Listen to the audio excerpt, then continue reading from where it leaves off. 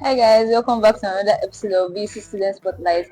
And once again, I'm Bola Elo Praise, the 400 level city senator. And with me today we have. I'm Duru Kenechukwu Christopher, the Vice President Administration. Okay, nice meeting you, Duru. Likewise.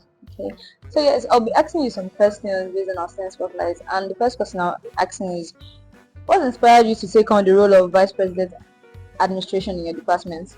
Okay, so prior to this role, I was the Director of Public Relations, and being in that position, I was exposed to a lot of things, and I realized I really have a nick for helping people, right?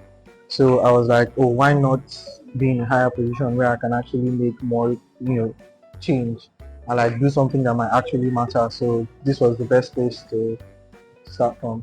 That's nice. Okay, what is the most rewarding part of your role, and what's the biggest challenge you have faced? What is the one? What is the most rewarding part of your role and the biggest challenges you have faced? Okay, most rewarding part of my role is actually doing something, right? So when students have like problems or when something is going wrong and I can actually fix it, it's actually very rewarding because you know your voice is being heard. Then challenges, I'd say again with the authorities, right? So it's not everything you propose to them they will take. So you just have to keep trying, being the office 247, getting this, getting that. So yeah. That's nice. Okay, I believe that most people in lower levels, like 200 level, 300 level, and most like 300 level, are running for 400 level positions right now. So, what advice would you give to them on how to balance administrative duties with academics and personal projects? Okay, I would say set your priorities straight, right? Know what primarily you're here for education, so that should be your first priority. Then be able to manage your time effectively. If you know you can't really balance everything, I would not advise you take it, right? But you have to manage your time effectively, know your priority, and make sure none of them suffer. Okay. So yeah, I think you are already into brand designing Yeah. visuals. So what are some of the most exciting projects you have worked on so far? Okay, some exciting projects I've worked on. I'd say designing, being part of the design team for Untitled Designers Conference. It happened last year. It was very rewarding because I got to work with top designers, right? And they opened my eyes to new ways of doing things, new methods, new techniques. So I say that was really rewarding. Other exciting projects I've worked on was Tracker redesign. I don't know if you've heard of Tracker. Yeah, Tracker redesign, the Gen Z Techies hackathon, branding and design. So yeah. Okay, normally trends they revolve. So how do you keep up to date with the trends and like how do you stay inspired to create more designs? For me, it's Pinterest and Behance. So like keeping up the trends, you just have to see them, try them, then you will know them. So just keep looking at what people are doing now, then try to. Are there brands or designers that influence your work for you?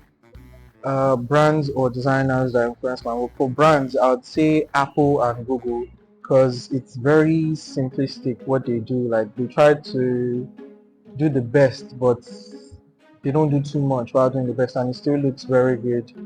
And for designers, there are a lot of them. I don't think I can mention all their names here, but there are a lot of them.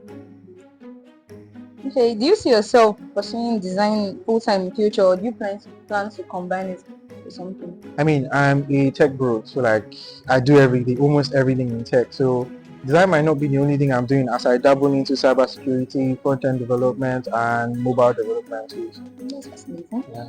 Okay, yeah, fun and personal insights. What is one thing you feel people don't know about you?